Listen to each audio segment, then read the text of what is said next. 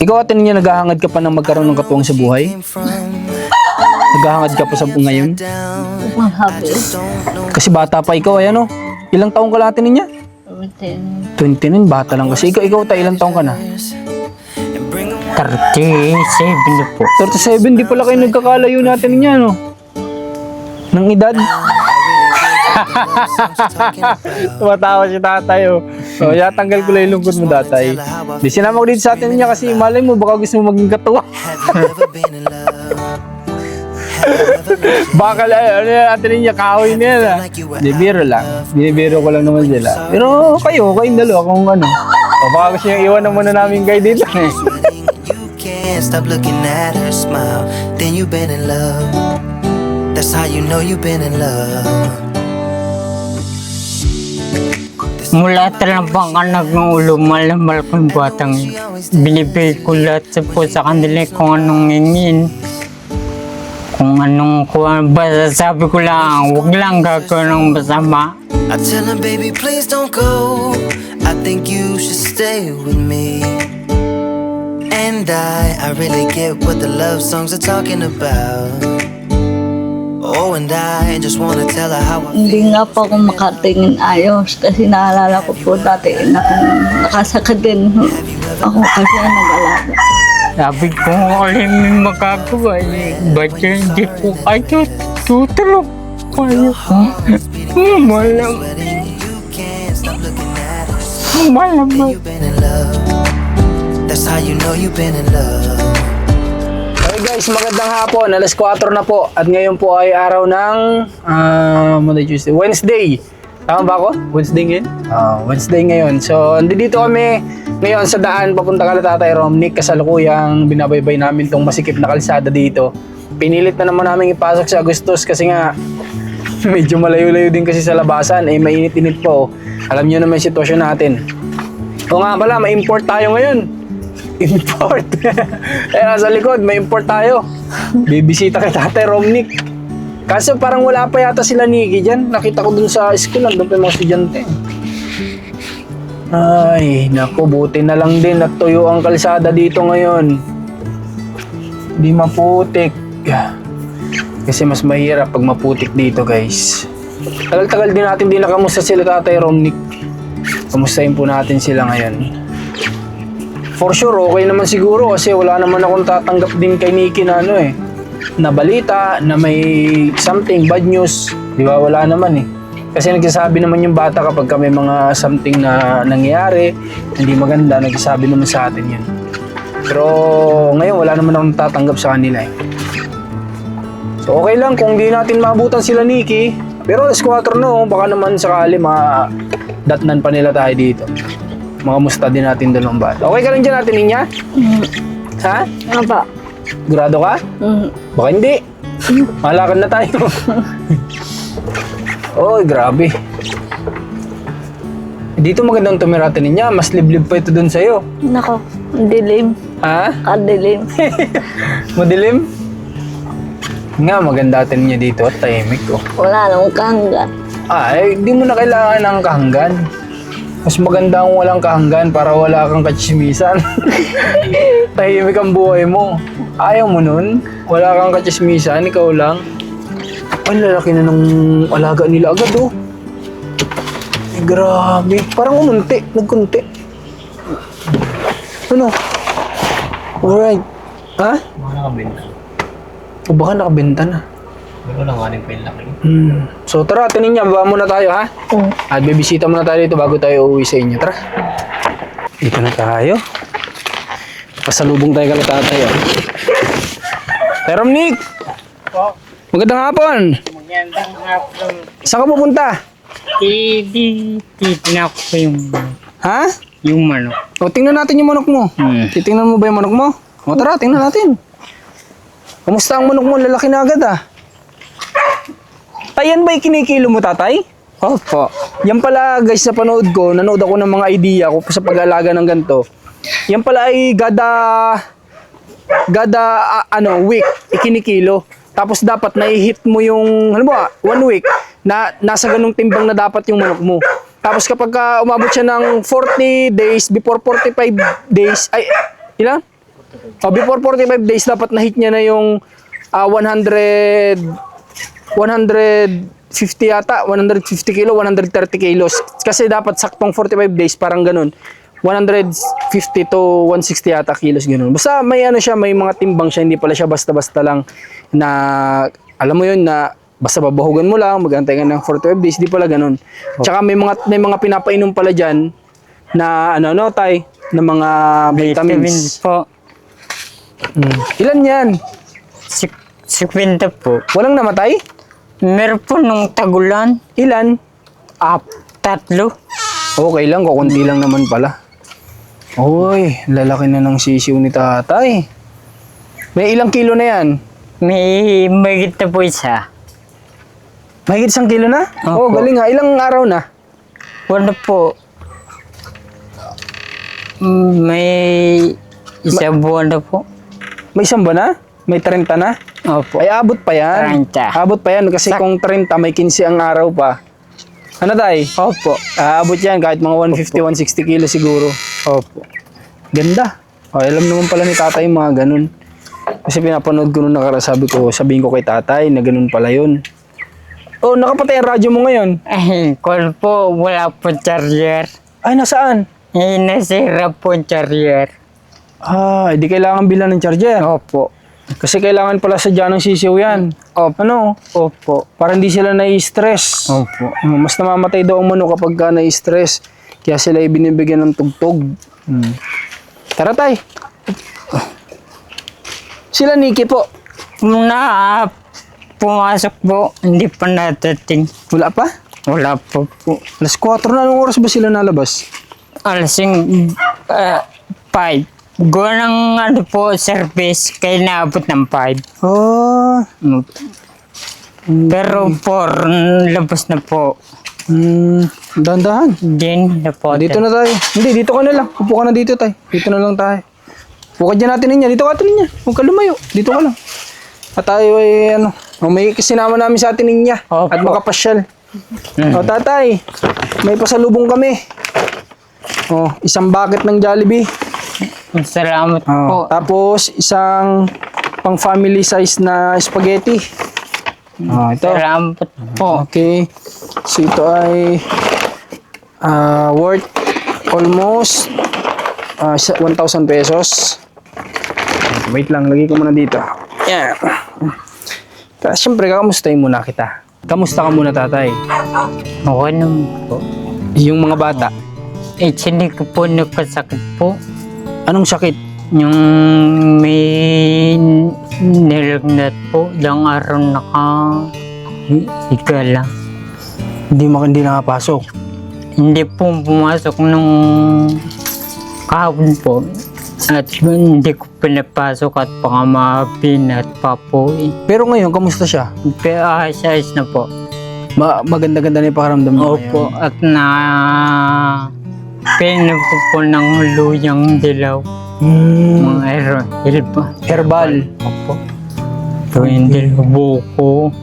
Di nasa loob lang, lagi lang nakahiga. Opo. Pero si Luke, dire-diretso ang pasok. Opo. Wala namang naging sakit. Opo. Nung nakarang linggo naman, isa linggo wala sila pasok. Doon ang masama parang. Okay. So, nga pala, bukas tayo ay hindi ko alam kung ipapasok dito yung yero ha. Pag hanggang doon lang sa labas, na lang, pick up mo na lang. Opo. Ipasuyo mo na lang sa iba ha. Opo. Kasi baka hanggang doon lang sa labas dalhin yung yero. Okay, so tay, ngayon lang kami nakabisita ulit. Okay, wala naman ba nagiging problema dito? Wala naman po. Wala naman. Wala naman. Kayo po ba tatay hanggang ngayon? May internet ba kayo? Meron po. Meron naman? Opo. Okay. Kamusta mga pananim? Okay naman po. At awa ng Diyos, hindi mo po Hindi na? hindi po na sa ulan. Hindi naman namamatay sa ulan. Hindi na lulunod. Hindi ang po. pananim. Hindi naman po. Ay, kamustahin ko muna sa'yo pala. Ito mga bata, may communication ba sa mama nila? Opo, si Inding po, lagi pong kachat eh. Palaging kachat si mama niya. Okay naman sila. Okay naman. Pero hindi pa sila ulit nagkikita. Hindi pa. Sa anak mo tay, nakikita mo bang gusto din nilang makita yung mama nila? Gusto nila makasama, makita? Nakikita mo ba sa kanila yun o hindi naman? Sana minsan po nakikita ko sa kanila. Kumbaga, ibig ko sabihin, nafe-feel mo na gusto nilang makasama din minsan yung totoo nilang nanay, syempre. Opo, naman. Anong mga salita yung naririnig mo sa kanila? Kaya nasabi mo na gusto nilang makita din yung nanay. Namimiss na daw po nila. Yun ang mga naririnig mo sa kanila. Okay. So tay, kaya ako sinama dito sa atin niya ay dasig-dasig ka nga doon tayo konti para kita tayo sa camera. Sige tay, dasig-dasig konti. Kaya po sinama ko dito sa atin niya tay. Kasi syempre si ate niya po ay isang nanay na single parents. Parang ikaw. So gusto ko po sana baka tatay mabigyan mo kami ng payo para po sa isang kasi tatay na ipapaisip lang ako kung paano mo napalaki si Nikki at si Luke ng ganoon sa pag-uugali nila. Ano po ba yung dapat gawin? Kasi ito po sa atin niya, meron siyang anak na sobrang tigas talaga ng ulo tay. Ano po ba dapat gawin? Sa may papayo mo, sa ginagawa mo? Yung sa aking kwan po sabi ko po alakas sa dalawang bata binibigay ko lahat po sa kanila kung anong hingin. Kung anong kwan, basta sabi ko lang, huwag lang gagawin ng masama sa kapwa. Kumbaga kung ano yung hilingin, pinagsisikapan mong maibigay. Oo po. Hindi magkaiba kasi guys ng sitwasyon no. Si Ninyo, medyo matigas ang ulo talaga. Yung mga bata naman namulat yata silang ganun Kaya may mga gusto akong itanong kay tatay na parang hindi applicable na hindi tutugma sa sitwasyon ni ate niya kasi magkaiba talaga Pero ano na lang, tay, sa tingin mo, ano yung bilang isang ama, ano po yung mga ipapayo mo sa sa isang kagaya natin niya na may matigas na ulo na anak, anong dapat gawin? Kwan po. Hindi. Sa tingin mo lang, huwag ka mahiya tay. Kung ano yung nararamdaman mo na dapat gawin ni ate niya para sa mapasunod ang isang batang matigas ang ulo. Makiusap na lang po sa anak. Alangan naman, hindi naman po matitiis ng isang magulang ang kanilang anak di bala na po kayo magpakumbaba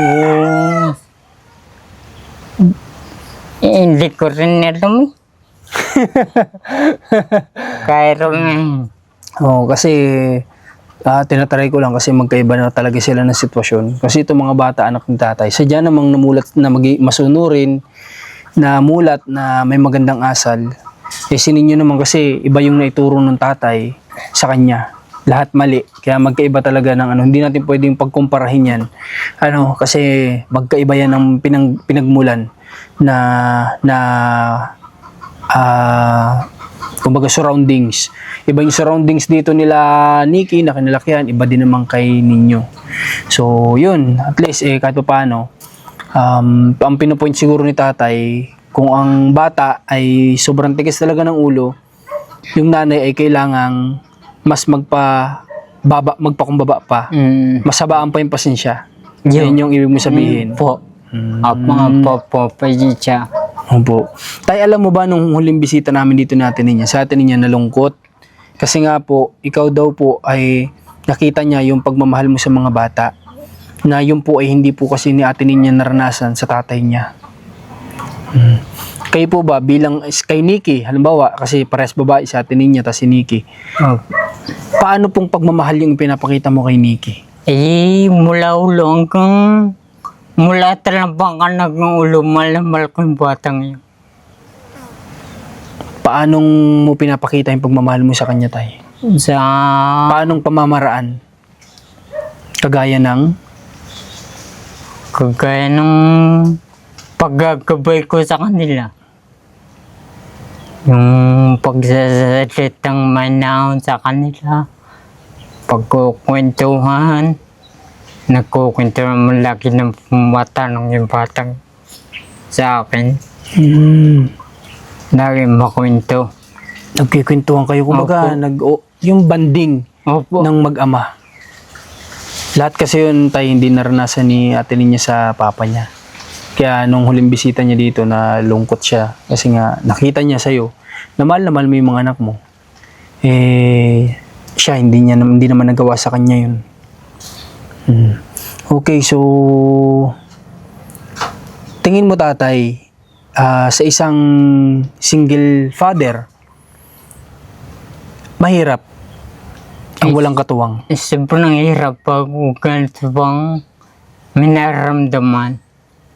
Di bali sana po kung wala. Oo. Tama naman. Mas makakakilos ka ng maayos, mas Opo. magagawa mo lahat. Opo. Sa atin niya kasi may may maliit. Kaya hindi pa rin siya makakilos, makagawa. Yung kapatid ko nga po bagong anak. Mm. Nung isang araw, hindi po nalabas yung anak at critical Ay, ganun, kawawa naman. sa no? ospital. Iba ko kung hindi kalalabas.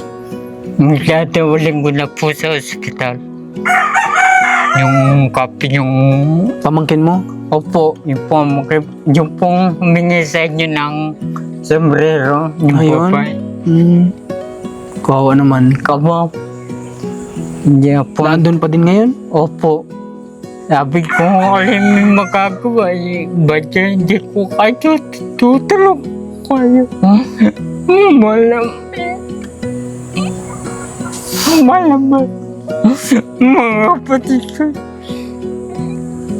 Tsaka masakit din kasi sa kapatid kapag nakikita mong may problema yung kapatid mo. Ayun po. Di ba? Opo. Lahat na po, parang lahat na lang santo na tao ko na eh. Mag-iuki lang mga Pamangkin mo. pamangkin ko. Yun, nag-iisa pa ako yun eh.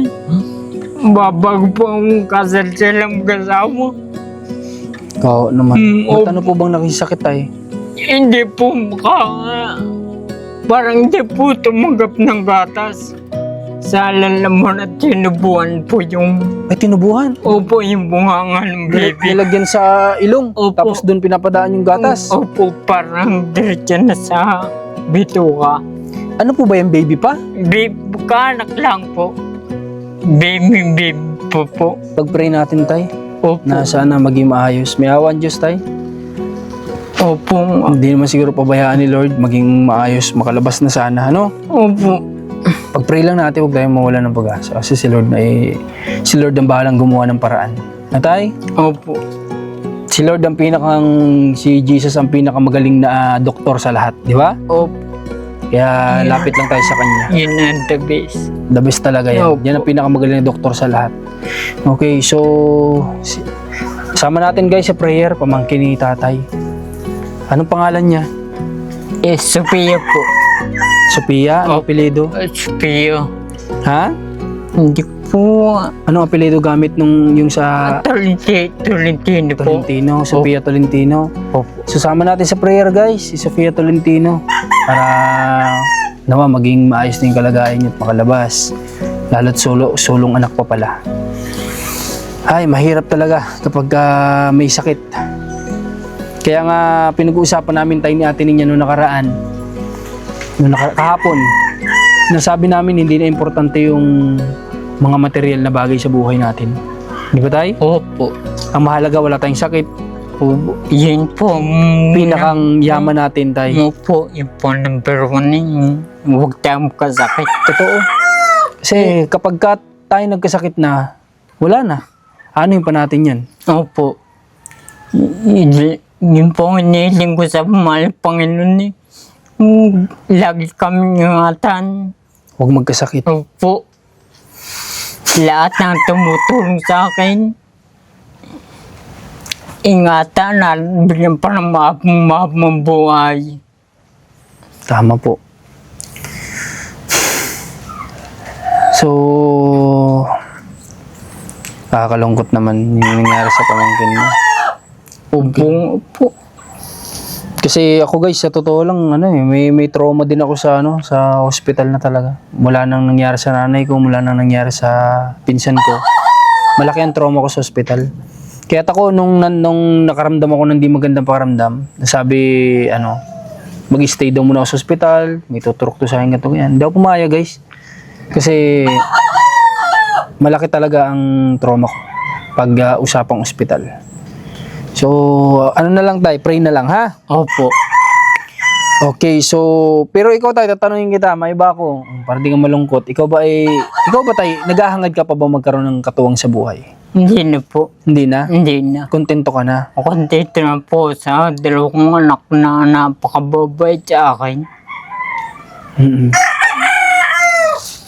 Ikaw atin niya, naghahangad ka pa ng magkaroon ng katuwang sa buhay? Naghahangad ka pa sa ngayon? Mahabi. Kasi bata pa ikaw, ayan o. Ilang taong ka lang atin niya? 29, bata lang kasi. Ikaw tayo, ilang taong ka na? 37 na po. 37, di pala kayo nagkakalayo natin niya, no? Ng edad. Tumatawa si tatay, oh. O, tanggal ko lang yung lungkot mo, tatay. Di sinama ko dito sa atin niya kasi malay mo, baka gusto mo maging katuwa. Baka lang, atin niya, kahoy niya na. Binibiro lang. Binibiro ko lang naman sila. Pero kayong dalawa kung ano. O, baka gusto nyo iwan na muna namin kayo dito.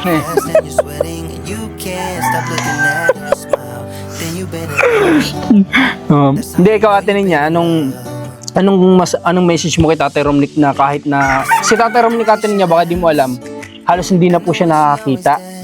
Tapos nakita mo paglakad niya kanina, di ba? Halos hirap.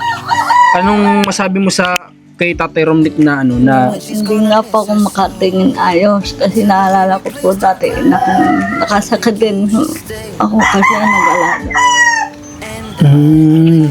Hindi mo matingnan ng ayos si tatay kanina kasi naaalala mo yung mama mo na nung panahong may sakit. Basta tatay, sa akin ako na lang bibigay sa'yo ng message.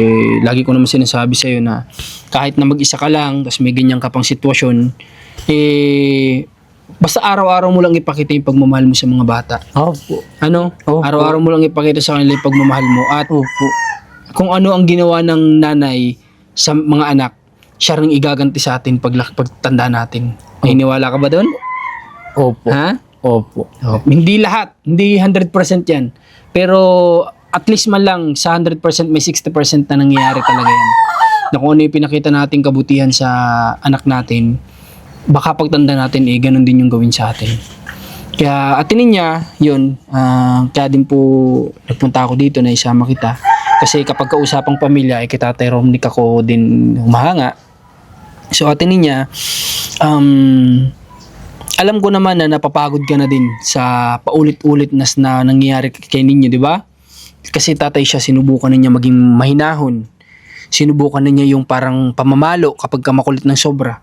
Pero wala talagang umi-epekto tayo. Wala talagang tumatalab dun sa bata.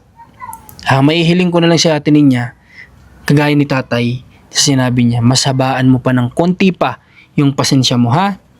Kasi malay mo naman, isang araw, magulat na lang tayo. Yung palang pagpapasensya mo, habang nagmamatured naman si ninyo, yung paghaba-haba ng pasensya mo, yung pagtanda naman niya, maging matured siya at maisip niya na, sa likod ng ginagawa ko kay mama, napapagpasensyahan niya pa rin ako. Di ba tay?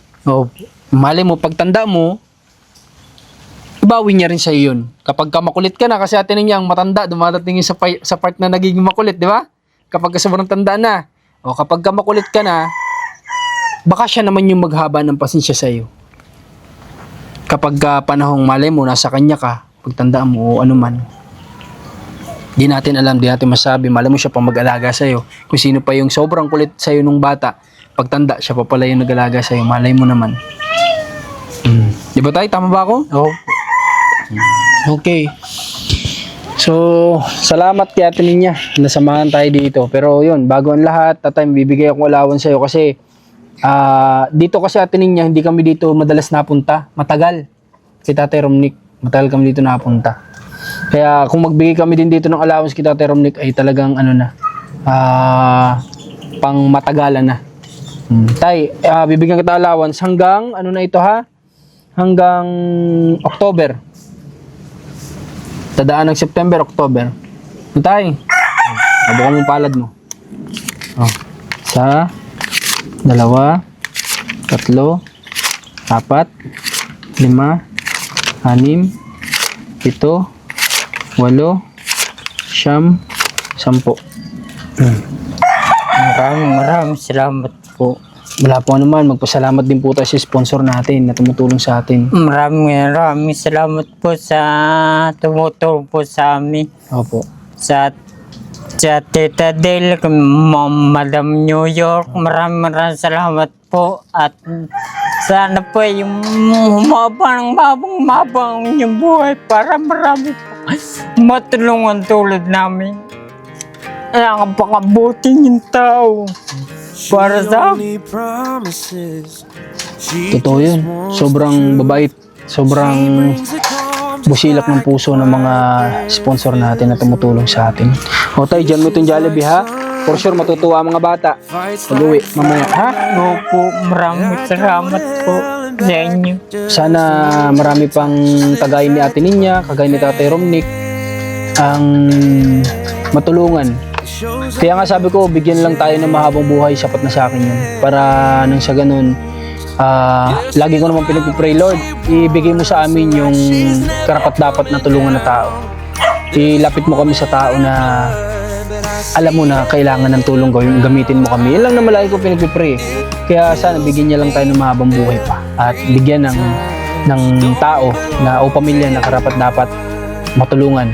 May alis sa sitwasyon na kahit pa paano. Di ba? Okay tay, maraming salamat din at nagpapakatatag ka sa mga anak mo. Ha? Opo. Sana maging inspirasyon kay Ate Ninya yung pagiging matatag mo na magulang. Opo. Yung pagiging... Ikaw tay, di ba dumarating din sa time na sobrang kukulit din ng mga bata? Opo. Pinagsasabihan ko po sila. Sabi ko, gusto nyo ako mawala.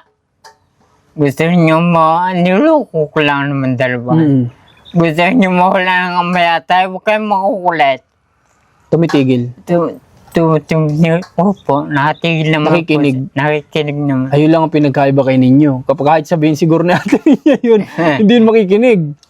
Baka pag sinabi natin ninyang gusto mo akong mawala, baka sabihin pa ninyo, ay sige na. Maluko yung bata na yun eh. Kaya hindi natin maano eh. Hindi natin pwede din gawin kasi yung mga ginagawa ni tatay doon sa dalawang bata eh. Wala. At least, kahit pa paano, siguro naman mamotivate sa atin niya na yung pagpapasensya pa sa bata. Habang papasensya at magbabago at Magbabago din. Ano, habang tumatanda, Opo. magmamatured pa yan. Opo. Nasa level pa kasi sila ng kakulitan. Opo. Yun po. Sana, tay. O sige, huwag kalimutan mag-pray para sa pamangkin mo. Opo. Ano tay? Opo. Sige na, at kami ihahatid pa namin yan sa Ate Ninya. Bibili din kami ng pakain ng kanyang alagang baboy. Kaya mauna na muna kami sa'yo. Ha? Opo. Maraming salamat po. Okay tay, maraming salamat din. O sige, dahil mong kalamansi Pero wala pang masyadong liliit pa. Maliliit po. Presko dito? Sino naggawa ng duyan? Ako po. Sino nagduduyan doon? Ako po sa tangali. Grabe. Mainit po din sa loob ng bahay. Ito yung pangarap kong buhay. Simpleng lugar. Malayo sa ingay. Malayo sa karamihan ng tao. Mas haba buhay mo dito, tay. Kapag ganito, di ba? Opo. Kumpara nandun ka sa lugar ng mga marites. Nagagawa ko po lahat ng gusto kong gawin dito magtanim-tanim eh. Opo, tay. Opo. Napakasarap. Nilinis po. Ngayon ko po nilinis yan. Tatapos ko lang po yung linisan. Ito guys yung sabi ko nga, ang kalaban kasi natin sa syudad, unang-una, yung stress. Ang stress, pumapatay din ng tao yan. Kumikitil ng buhay ng tao yan. So kapag ka nasa ganito ka, tingnan, magkaka-stress ka pa ba naman dito? May gulay kang tanim, di ba? Oh. Mag-alaga ka ng hayop para may mapagkunan ka ng pambili ng bigas. Wala kang simpleng buhay lang. Walang masyadong inahangad. Oh. Hahaba buhay mo dito. Kaya tayo, kung nasa area tayo ng mga marites, baka makaisip tayong lumipat-lipat. Joke lang. Ha? Peace sa mga marites. Peace tayo. Oh. Ano tayo, love lang tayo dito sa channel natin, dito sa ano natin. Okay, sige tayo, congrats at may allowance ka na naman. Salamat Sige po. po. Alright, palabas na kami kala Tatay Romnick at kanina hindi na nakuha ng video. Nagpapasalamat si Tatay Romnick kay Ninya. Ano sabi si Ate Ninya? Salamat daw ano? Sabi naman ni Ate Ninya, mag-iingat po kayo dyan. Kasi syempre natutuwa din yung tao na may beneficiary tayong iba na nabisita sa kanya. Kung nga po ako, kung nga po ako kahanggang wawalisin ko po yung harapan eh. Yung Harapan? ng bahay nila? Apa? Gusto mo doon ka na lang? Ha? Malayo. Masyadong tahimik. Masyadong tahimik. Oo. Ano mo yun si Tatay Romnick na lang Ano, kausap kuya? mo? Ha? Amimiss kong maritig. Ayaw mo doon natin niya. Ang lagi mo lang kausap doon si Tatay Romnick. Oo. Tatanim-tanim lang kayo. Tatanim lang kayo ni Tatay Romnick. O kung ayaw mo maging kayo, di maging tropa na lang kayo. Parang tatay ko rin siya. Parang tatay ko na rin. Kaya nga. Ano naman, Nakikita ko po doon yan eh. Parang kami dati. Tahimik. Parang kahunta. Kami lamang tatay. Ang tatay lamang iba. Kung ano sasabihin ka babuya. iba lang yung gusto niya na mangyari, no? Sa kumpara kay Tatay Romnick. Okay, so guys, pabalik na kami. Palabas na kami dito sa area. At least, kahit pa paano, na may mga taong iba na bumibisita kay Tatay Romnick, di ba? Para mawala-wala, mabawasan yung lungkot. Kasi nakakalungkot din yun kapag lalo pumapasok yung mga bata. Di lang nagsasalita pero nakakalungkot din yun, alam ko. So maraming salamat sa pagsama niyo sa vlog na to. Maraming salamat kay Ma'am New York. At syempre sa sponsor pa nila kay Ate Del Cabarle, maraming salamat po. And gabayan pa kayo ng Panginoon. At bigyan pa ng maraming blessing para mas makatulong pa po kayo. Maraming salamat sa suporta niyo. Huwag niyo kalimutan mag-like, comments, and share ng mga videos natin. At mag-subscribe ka na din. Salamat po. God bless.